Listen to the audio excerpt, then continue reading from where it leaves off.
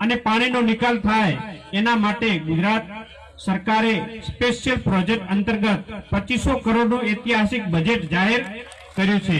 તે બદલ પણ રાજ્ય સરકાર અને આપણા મુખ્યમંત્રી શ્રી ભૂપેન્દ્રભાઈ પટેલ સાહેબ, કૃષિ મંત્રી જીતુભાઈ વાઘાણી સાહેબ અને અધ્યક્ષ શ્રી શંકરભાઈ ચૌધરી સાહેબનો પણ એટલો ફાળો છે, એટલે એમને પણ દિલથી ખૂબ ખૂબ અભિનંદન પાઠવીએ છીએ।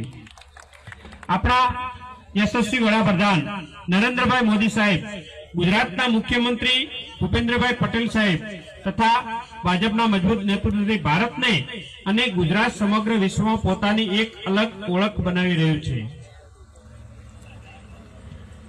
ત્યારે આપણે સૌ એ પણ આ રાષ્ટ્ર વિકાસના યજ્ઞમાં ભાગીદાર બનવું જોઈએ। દરેક નાગરિક જે રીતે ભગવાન શ્રી રામે જ્યારે રામ સેતુ નિર્માણનું શરૂ કર્યું હતું ત્યારે એક નાની ખિસકોલીએ ભૂમિકા ભજવી હતી, તેવી નાની નાની ભૂમિકા આપણે સૌ નાગરિકોએ ભજવી પડશે। દરેક નાગરિક પોતાના દેશમાં બનતી, પોતાના વિસ્તારમાં બનતી સ્વદેશી વસ્તુ અપનાવીને રાષ્ટ્રની મોટી સેવા કરી શકે છે। આવી નાનકડી નેમ પણ આપણા દેશને આર્થિક રીતે મજબૂત બનાવશે।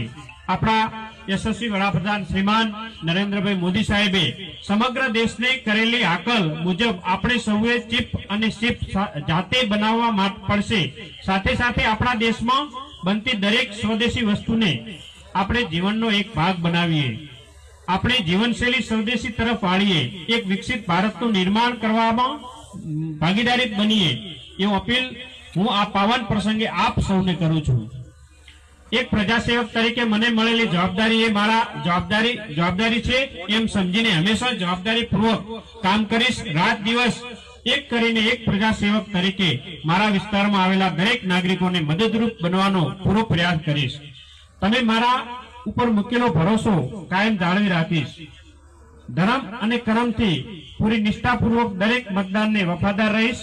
આપ સૌએ મારા જેવા નાના કાર્યકર્તાને આટલા વિશાળ ફલક પર લાવવામાં જે નામી અનામી કાર્યકર્તાઓએ જે સાથ અને સહકાર આપ્યો છે અને જેમનું આ તબક્કે કદાચ હું નામ ન લઈ શક્યો હોય તો તમારા ભાઈ સમજી મને માફ કરજો। તમારા સાથ સહયોગથી જ મારા જેવા નાના માણસને આ સ્થાન મળ્યું છે, જે બદલ હું આપ સૌનો જીવનભર ઋણી રહીશ। ક્યાંક મારી ભૂલ થઈ જાય તો આવીને મને ટકોર કરી દેશો। હું તમારો ભાઈ છું, સાહેબ નથી। મારું મનોબળ એ જિલ્લાનું મજબૂત નેતૃત્વ અને આપ સૌ કાર્યકર્તા છો। આવો સૌ સાથે મળીને એક મજબૂત ગુજરાત અને વિકસિત ભારતનું નિર્માણ કરીએ।